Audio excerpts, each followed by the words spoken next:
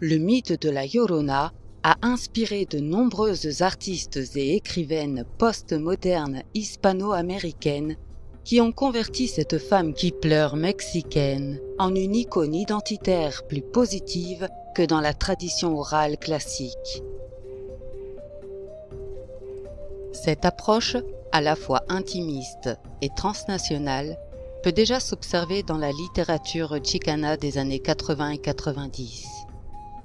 Elle concerne désormais également des musiciennes telles que Lila Downs, chanteuse de musique du monde, ou des auteurs issus d'autres groupes culturels comme la chilienne Marcela Serrano avec son roman La Llorona, publié en 2008. La vision culturelle de la femme et de l'homme au Mexique s'inspire de mythes, de stéréotypes et de rôles de genre qui ont été utilisés par différentes idéologies patriarcales et racistes. Ces représentations identitaires ont été érigées en normes sociales, familiales et morales afin de pouvoir contrôler les comportements au quotidien, tout écart à la norme provoquant l'exclusion. D'après Gloria Anzaldúa, les Mexicains et les Chicanos s'identifient à ces images manipulées qui font d'eux un peuple en souffrance à travers la Llorona, honteux de ses racines indiennes avec le personnage de la Malinche et docile en Guadalupe. Cet article concernera plus particulièrement la figure de la Llorona moins étudiée. Comment expliquer l'attirance d'artistes et écrivaines contemporaines nord-américaines et latino-américaines envers cette femme qui pleure, présente dans la tradition orale mexicaine? Comment se présente ce nouvel imaginaire, éclairé par une conscience politique plus féminine et métisse? Notre analyse, de type transdisciplinaire, se situera à la croisée de la littérature et des sciences humaines et sociales. Tout d'abord, nous retracerons différentes versions de l'histoire de ce personnage mélancolique et ambivalent, tel qu'il a été présenté dans le mythe, les légendes et les contes. Nous prolongerons cette étude par une analyse d'une chanson anonyme et toujours d'actualité, intitulée La Llorona, qui illustre le thème de la folie féminine, mais aussi celui de l'aliénation masculine.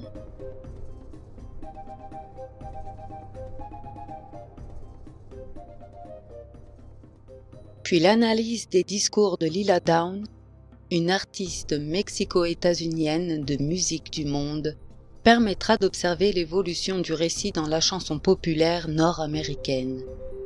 Nous passerons enfin de l'oral à l'écrit.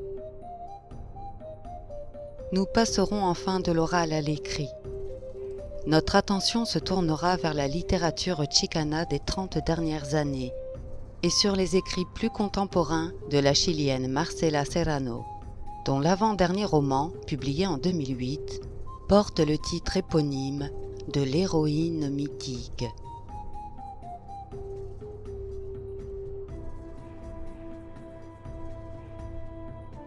Origine culturelle et version populaire multiples. En 1987, l'universitaire militante chicana Anzaldúa constatait que dans l'imaginaire collectif mexicain, la figure de la mère pivotait autour de deux extrêmes radicaux, la Vierge et la prostituée. Elle mentionnait également l'existence de 3 mythes hérités de la culture mexicaine antérieure ou non à la conquête.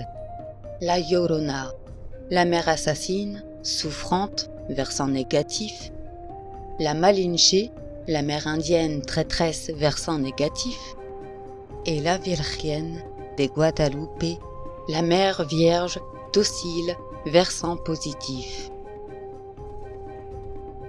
La Llorona renvoie autant au mythe occidental de Médée qu'aux déesses des récits indigènes ou non du Mexique. En 1950, Octavio Paz présente le personnage comme un intermédiaire entre la Chingada, où la Malinche limitée à un symbole de trahison, et Cihuatéotl, la femme serpent, aussi connue comme la déesse mère Tonantzin.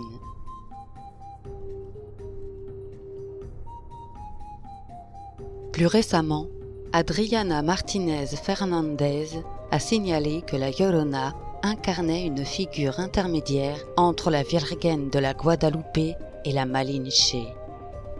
Ana Maria Carbonell parvient à faire remonter les racines de la Llorona à un avatar de la déesse aztèque Coatlicue, appelée Cihuacoatl, la patronne des sages-femmes, une figure holistique qui unissait à la fois la mort et la création. Une connexion est établie entre la Llorona et Guadalupe Coatlalopeu, le nom nahuatl de la Vierge.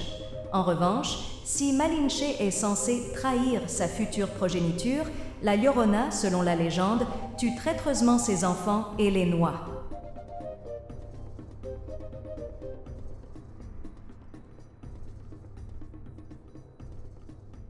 Clarissa Pinkola Estés, ethnologue et psychologue chicana, précise que le mythe devenu légende a évolué au Mexique depuis la conquête et au fil de l'histoire et des conflits politiques et culturels, en assimilant les problèmes psychiques de chaque génération. Il appartient à la catégorie générique des contes que les cantadoras et les cuentistas appellent temblón, des histoires à faire frémir.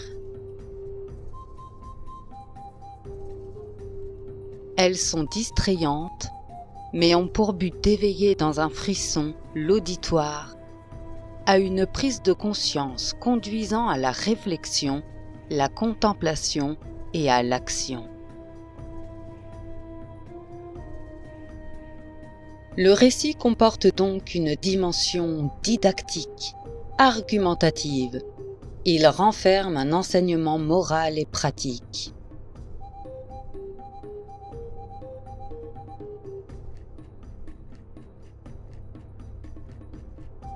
Dans son essai, Antonia Domínguez Miguela rappelle les versions traditionnelles les plus populaires. Dans la première version, une jeune mère est abandonnée par un homme de classe supérieure pour une autre femme appartenant au même niveau social que l'homme.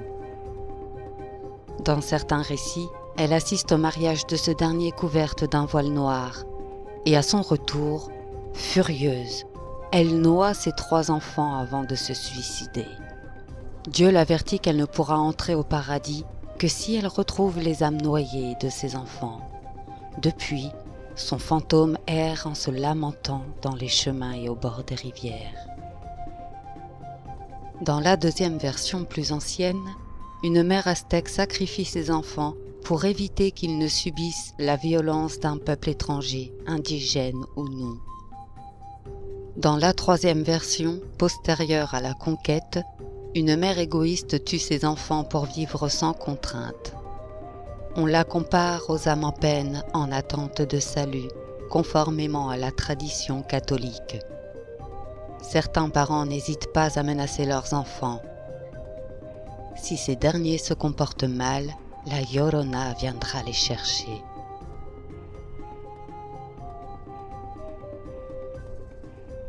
Domínguez Miguela relève 2 thèmes essentiels aux différentes versions: la maternité et l'eau. Pour Alfredo Mirande et Evangelina Pérez, la Llorona incarne une femme qui, volontairement ou non, s'est écartée de son rôle de mère, femme, maîtresse, amoureuse ou patriote. Chanson traditionnelle mexicaine. Il existe de nombreux couplets de la chanson de la Llorona en langue zapotèque dans la région de l'isthme de Tehuantepec. Les couplets diffèrent au fil des interprétations et des régions. Nous en avons sélectionné 4 traduits en espagnol. Dans ces paroles, plusieurs nouveautés peuvent surprendre. D'abord, La Llorona n'apparaît jamais comme une mère, mais plutôt comme une femme fatale sacralisée, et son partenaire n'est pas blanc, mais noir. Par ailleurs, le yo lyrique incarne la figure d'un amoureux éconduit qui vénère la femme, mais qui lui reproche également de vouloir le tuer en raison du mépris qu'elle lui manifeste.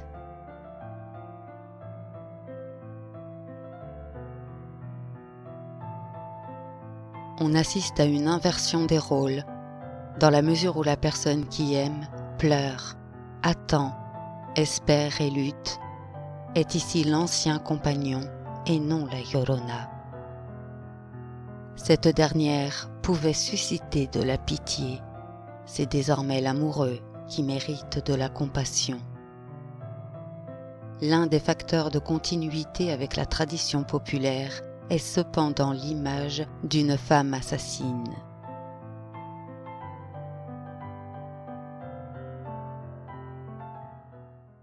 Todos me dicen el negro llorona, negro pero cariñoso. Todos me dicen el negro llorona, negro pero cariñoso. Yo soy como el chili verde, llorona, picante, pero sabroso. Yo soy como el chili verde, llorona, picante, pero sabroso. Sí, porque te quiero, quieres, llorona, que yo la muerte reciba. Sí, porque te quiero, quieres, llorona, que yo la muerte reciba. Que se haga tu voluntad, ay, llorona, por suerte de Dios no viva. Que se haga tu voluntad, ay, llorona, por suerte de Dios no viva. Ay, de mí, llorona, llorona, llorona de ayer y hoy. Ay, de mí, llorona, llorona, llorona de ayer y hoy. Ay, maravilla fui, llorona, y ahora ni sombra soy. Ay, maravilla fui, llorona, y ahora ni sombra soy. Salías del templo un día, llorona, cuando al pasar yo te vi. Salías del templo un día, llorona, cuando al pasar yo te vi. Hermoso huipil llevabas, llorona, que la Virgen te creí. Hermoso huipil llevabas, llorona, que la Virgen te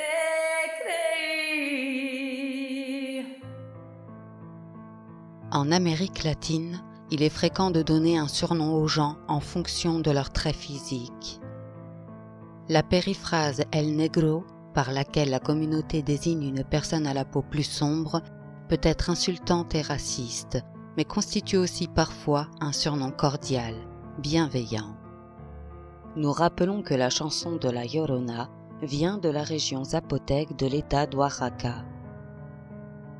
L'allusion au huipil, une blouse brodée indienne, vient signaler que la femme qui pleure est probablement de culture indigène. Il existe en outre plusieurs communautés afro-mexicaines sur la Costa Chica, dans les États d'Oaxaca et du Guerrero. L'usage de la première personne, l'opposition sémantique entre todos me dicen et le yo soy, ainsi qu'entre la couleur sombre de la peau et celle plus verte du piment, l'utilisation de la conjonction de coordination adversative pero permettent de souligner la distance entre réalité et apparence, de faire de l'humour à partir du quotidien, des codes raciaux, des stéréotypes de l'africanité et de la mexicanité, et de réfléchir sur la condition humaine. La femme désirée peut causer la mort dès lors qu'on s'intéresse à elle, ce qui ne fait pas peur au yo lyrique, dans la phrase « que se haga tu voluntad ».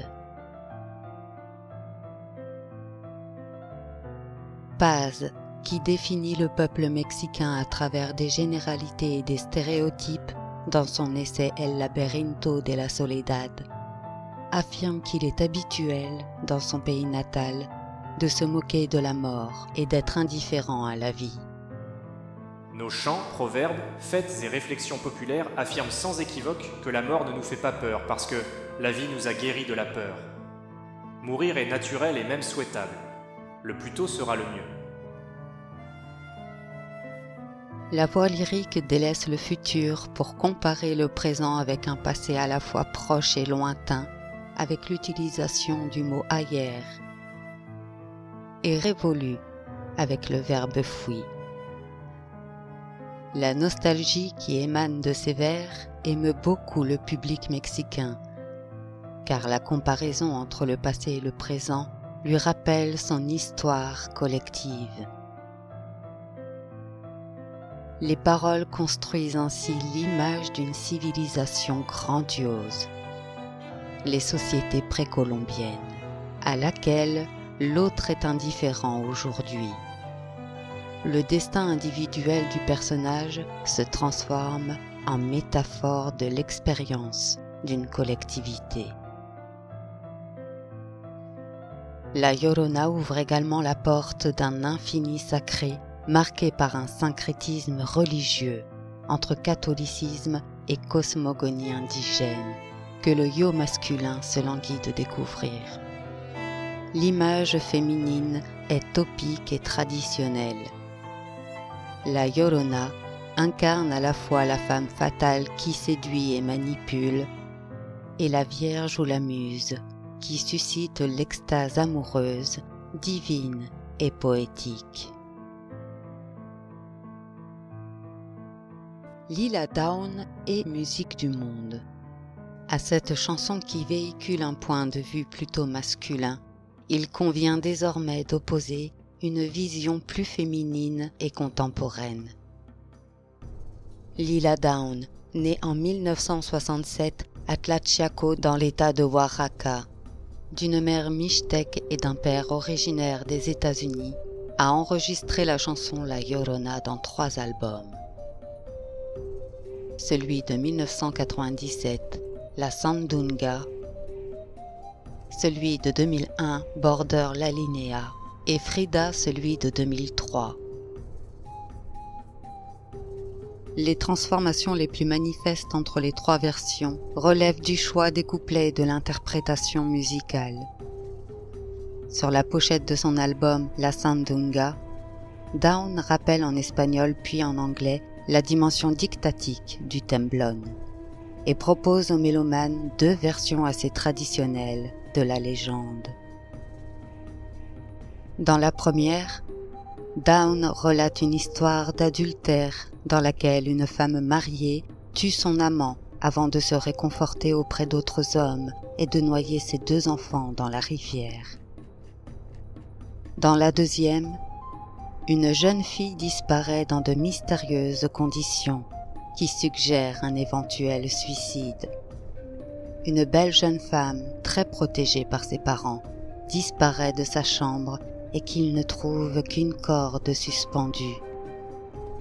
On raconte que depuis lors, à minuit du soir, elle sort dans une longue chemise de nuit blanche avec un petit paquet enroulé autour d'elle.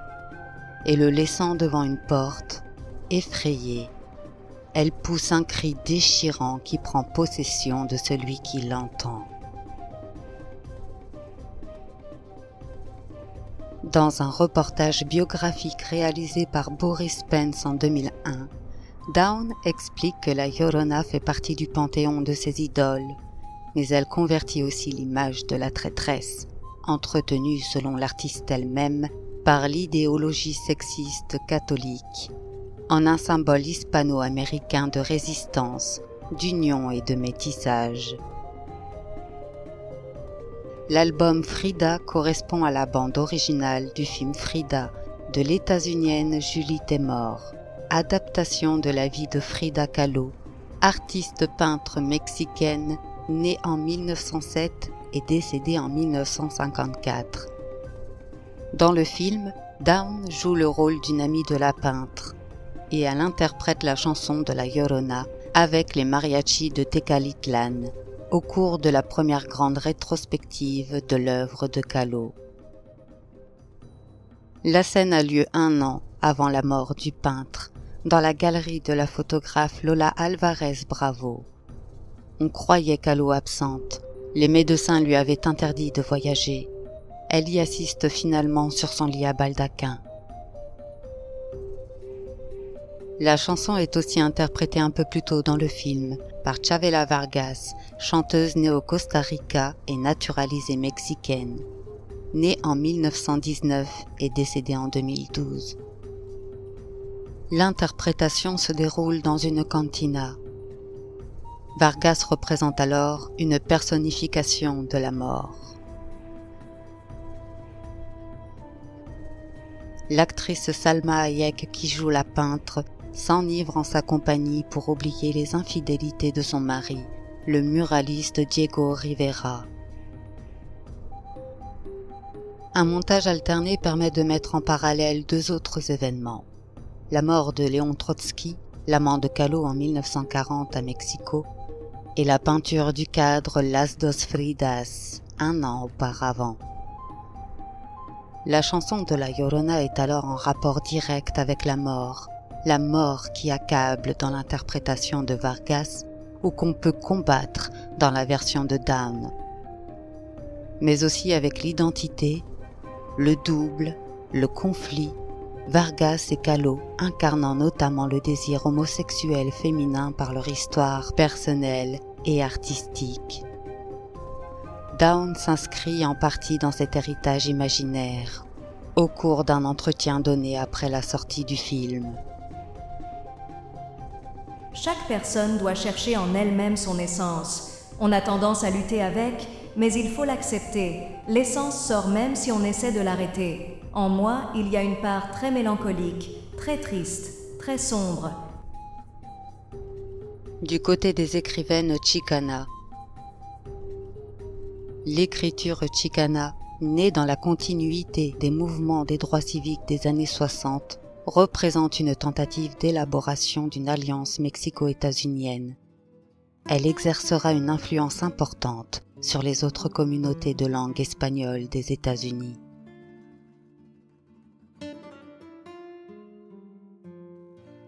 Pour Domínguez Miguela, l'objectif n'est pas alors simplement de sauvegarder des traditions, mais de lutter pour obtenir des droits égaux à ceux des populations d'origine anglo-saxonne. Les Chicanos et les Chicanas se considèrent comme les enfants perdus de la Llorona, sacrifiés à la culture nord-américaine.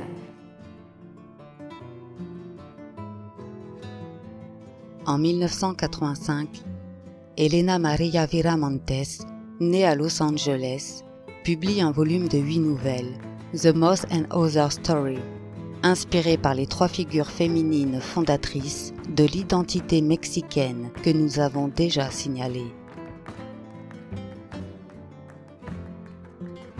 Dans cet ouvrage, les personnages comportent plusieurs facettes antagoniques qui s'opposent de façon douloureuse, et la Llorona elle-même apparaît comme une mère ambiguë qui illustre, d'après Martínez Fernández, l'instabilité d'un monde frontalier déséquilibré. 2 ans plus tard, Anzaldúa, dans son essai Borderland La Frontera, compare la Llorona à un symbole identitaire d'introspection, d'autodéfinition et d'auto-affirmation pour la femme chicana. Pour Anzaldúa, un voyage dans les méandres de l'inconscient supposera aussi une confrontation, un voyage difficile dans certaines facettes obscures de l'identité féminine.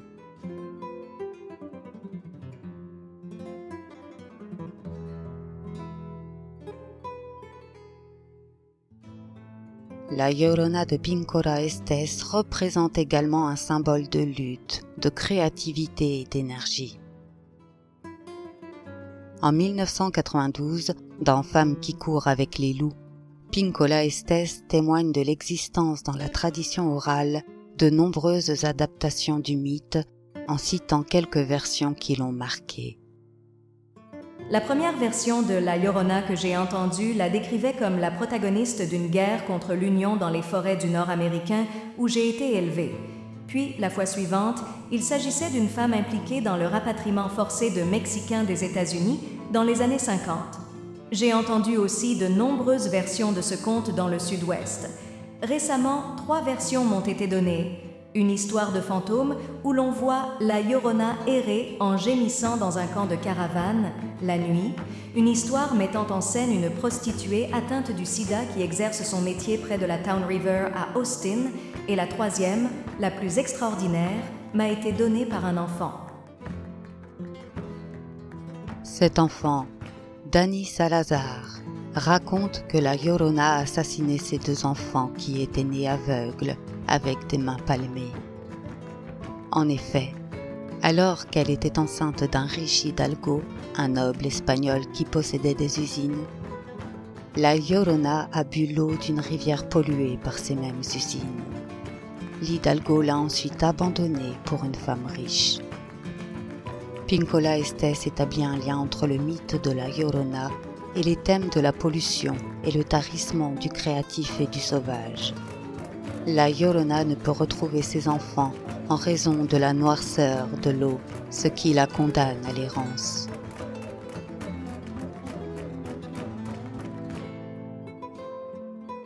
Il s'agit de retrouver en soi cette force créatrice et féminine que la femme qui pleure noie dans la rivière dans un acte de désespoir face à l'oppression patriarcale, l'eau incarnant un symbole universel de mort, mais aussi de vie et de fertilité. En conclusion, pour Sonia Salvi-Darul, qui s'est penchée dans Féminisme on the Border, sur les romans et nouvelles d'Anzaldúa, de Sandra Cisneros et de Vera Montes, la littérature chicana féministe de la frontière appelle à l'affirmation d'une identité positive, à la fois transnationale et ethnique, en connexion avec les pratiques et les productions culturelles féminines, principalement celles des femmes mexicaines et celles des femmes noires aux États-Unis. La Llorona chilienne. Marcela Serrano, autre féministe de gauche, quitte son pays natal pour Rome après le coup d'État d'Augusto Pinochet, puis revient de l'exil en 1977. Son premier roman, Nosotros que no queremos, est publié en 1994. Après plusieurs ouvrages et 6 années passées sur le sol mexicain, elle adapte la légende de la Llorona en roman en 2008. L'ouvrage se compose de 4 grands chapitres dont chaque titre est dédié à une femme. Eya, Olivia, Elvira et Flore. Et d'un épilogue, Oi. Le récit est mené à la première personne du singulier, ce qui permet un accès direct aux mémoires, aux pensées et aux émotions du personnage.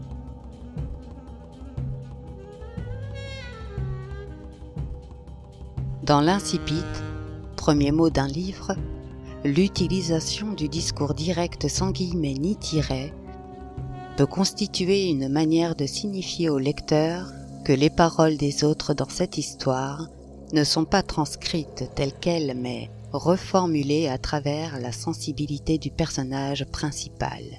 Une Yorona nommée Eya, à la fois singulière et anonyme. Vous l'avez tuée, c'est ce qu'ils m'ont dit en ville, et ils m'ont appelée la Yorona.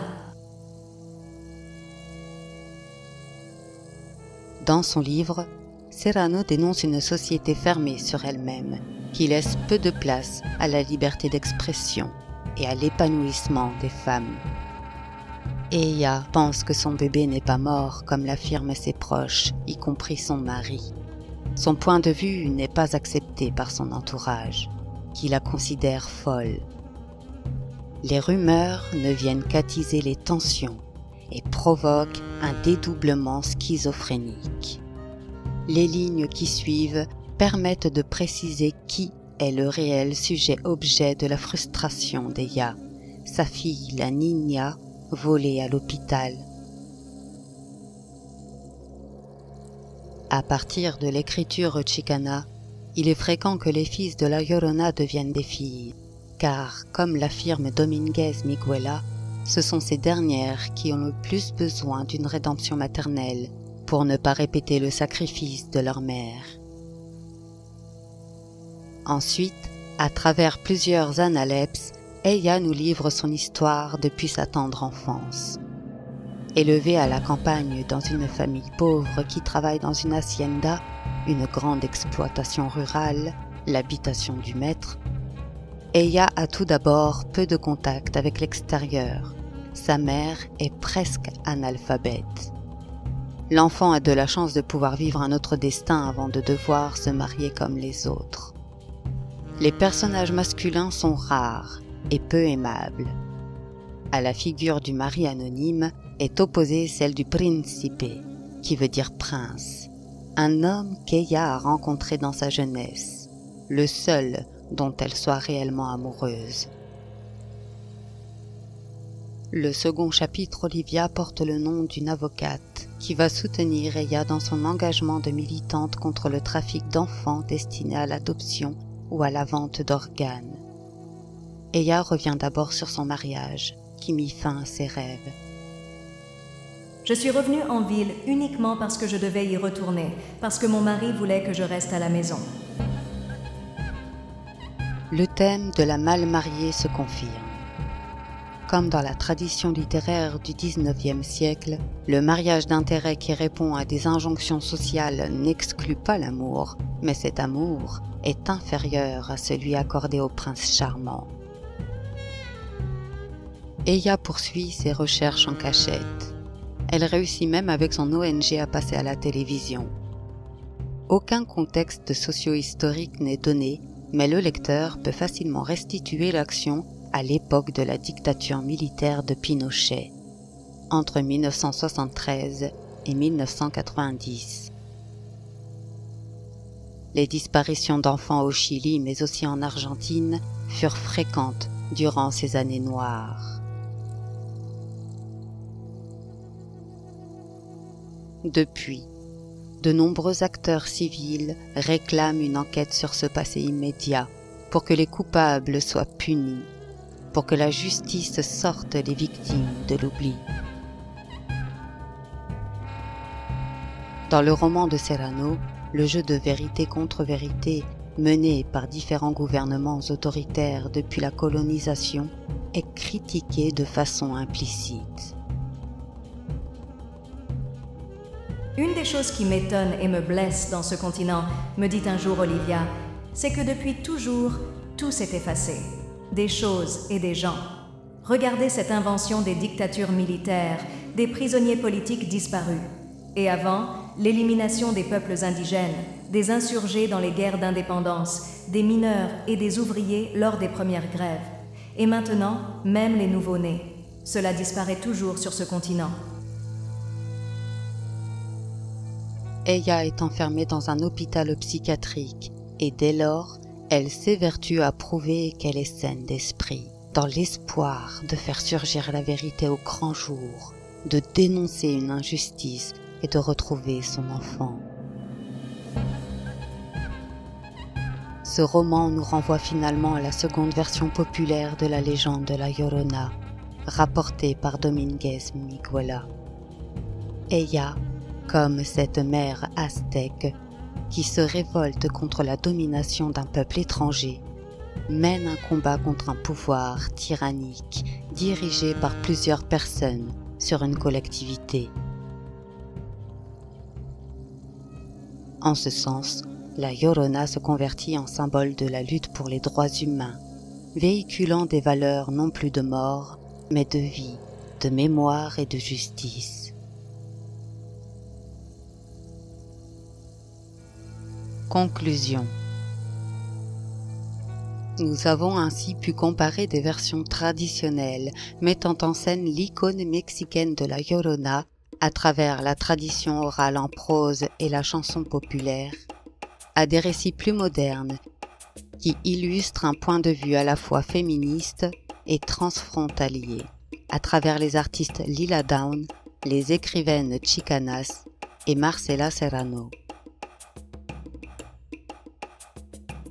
Ces dernières créations s'inspirent de la tradition tout en se construisant sur une ligne de rupture, à travers une valorisation du personnage féminin désormais actif et exemplaire, et une forte critique sociale et ou politique. Les messages s'écartent de tout manichéisme. La littérature, par exemple, ne propose pas de victoire finale du bien contre le mal à travers une inversion des rôles et une vengeance classique. La fin est ouverte. Les personnages sont multidimensionnels.